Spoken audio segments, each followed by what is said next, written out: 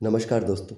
आज मैं आपको इस्लाम के सबसे महत्वपूर्ण पहलू जन्नत से रूबरू कराऊंगा और कोशिश करूंगा एक सच्ची जन्नत से रूबरू कराने की भी। आपसे रिक्वेस्ट है, वीडियो अंत तक देखें और वीडियो पसंद आए तो इस चैनल को सब्सक्राइब जरूर करें और अपने मित्रों के साथ शेयर भी करें। जन्नत कयामत में हमें शान से उठाया जाएगा और जन्नत में खूबसूरत हूरें होंगी, दूध और शहद की नदियां होंगी जहां हमें उनसे नहलाया जाएगा। और ये सब सिर्फ उनके हक में आता है जो दीन के लिए जान गवा।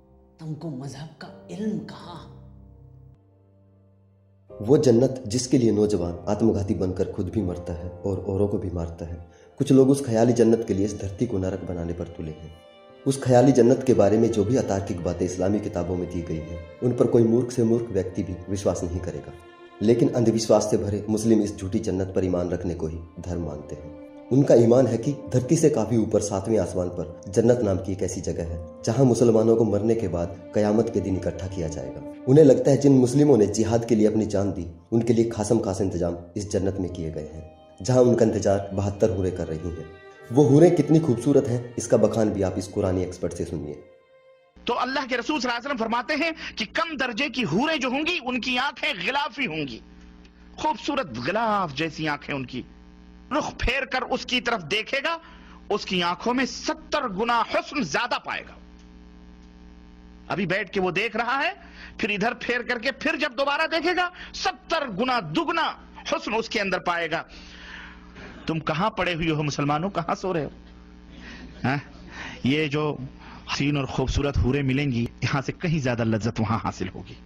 अल्लाह के नबी सल्लल्लाहु अलैहि वसल्लम की हदीस आती है, अल्लाह के रसूल सल्लल्लाहु अलैहि वसल्लम फरमाते हैं, एक एक मर्द को 100 मर्दों की कुव्वत अता की जाएगी।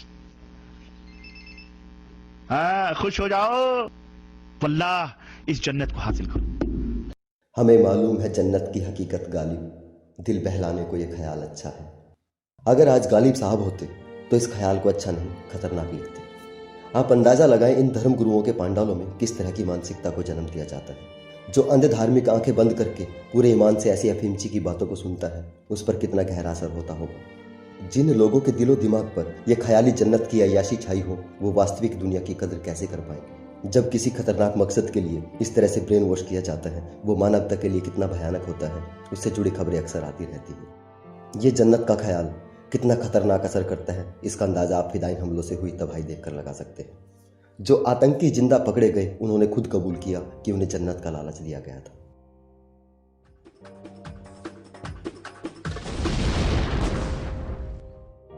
एक और को सुनिए जो जन्नत का पता समझा रहा है। सुनिए जन्नत धरती से कितनी दूर है।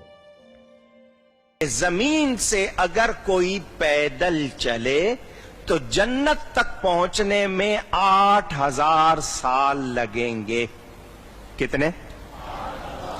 इनके हिसाब से जन्नत 7वें आसमान के ऊपर है और वहां तक पहुंचने के लिए कोई इंसान पैदल चले तो 8000 साल का समय लगेगा। लाइट ईयर के पैमाने के जमाने में ये पैदल पहुंचने की बात करते हैं। खैर, धर्म का तर्क से कोई लेना देना नहीं होता। धर्म तो कहता है विश्वास करो, ईमान लाओ, सवाल मत करो। तर्क की बात करें तो आज ये बात एक बच्चा भी जानता है, आसमान जैसी कोई चीज़ नहीं होती। जो दिन के समय हमें नीले रंग का आसमान दिखाई देता है, वो सूरज की रोशनी की वजह से दिखाई देता है, और वो कुछ नहीं, बस धूल के कण और गैसों का रिफ्लेक्शन भर है, जो कि हमारे वायुमंडल की वजह से हमें दिखाई देता है। जब रात के समय सूरज पृथ्वी के दूसरी ओर होता है, तब ये नीले रंग का आसमान दिखाई नहीं देता। जिसे हम आसमान कहते हैं, वो बस एक विशाल अनंत खाली जगह है। चांद या किसी और ग्रह से अगर हम आसमान को देखें, वो दिन में भी काला ही नजर आएगा, क्योंकि वहाँ हमारे ग्रह पृथ्वी के जैसा वायुमंडल नहीं है।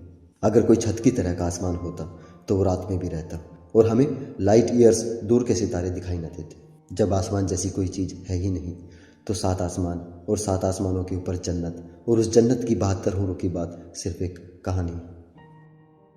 सदियों पहले जब मोहम्मद साहब ने कुरान की आयतें उतारी थी, उनका मकसद बेशक नेक था। उस समय मक्का में सैकड़ों देवी देवताओं की मूर्तियों की पूजा की जाती थी। जानवरों की बलि से लेकर बच्चियों को जिंदा दफनाने तक की घिनौनी रवायतें थी। उस समय के हिसाब से ये जरूरी था कि अरब के लोगों को एक ईश्वर की ओर लाया जाए, लोगों को एक धर्म, एक पंथ के नीचे लाया जाए। सारे अरब में अराजकता और अत्याचार इस कदर फैला था, उस समय मोहम्मद साहब के लिए कोई और रास्ता नहीं बचा था। लालची और जिज्ञासु प्रवृत्ति के मनुष्य को इस तरह के लालच देना भी जरूरी था। मोहम्मद साहब पढ़े लिखे नहीं थे, ना ही वो कोई दार्शनिक थे। इसके बावजूद उन्होंने उस समय और हालात के हिसाब से जो किया वो समय की ज़रूरत थी।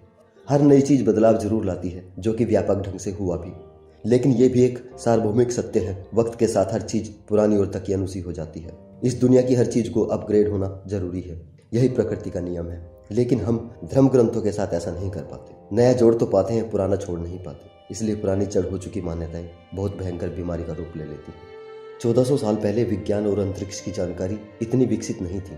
उन्होंने सवाल करने वालों को अपनी कल्पनाओं के हिसाब से आसमानों और जन्नत की व्याख्याएं दी। शायद उन्हें अंदाजा भी नहीं था ये कल्पना एक दिन इतना भयानक रूप ले लेंगी।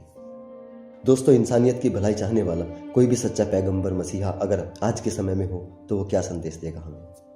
शायद वो कहें, हमें आज तक ऐसा ग्रह नहीं मिला, ऐसी धरती नहीं मिली जहाँ पानी हो, सांस लेने लायक हवा हो, पेड़ पौधे, नदियाँ, पहाड़, झरने, हरी भरी वादियाँ हों, चहचहाते पंछी, रंग बिरंगे फूल हों, कुदरत की सबसे जटिल और खूबसूरत रचना इंसान हो।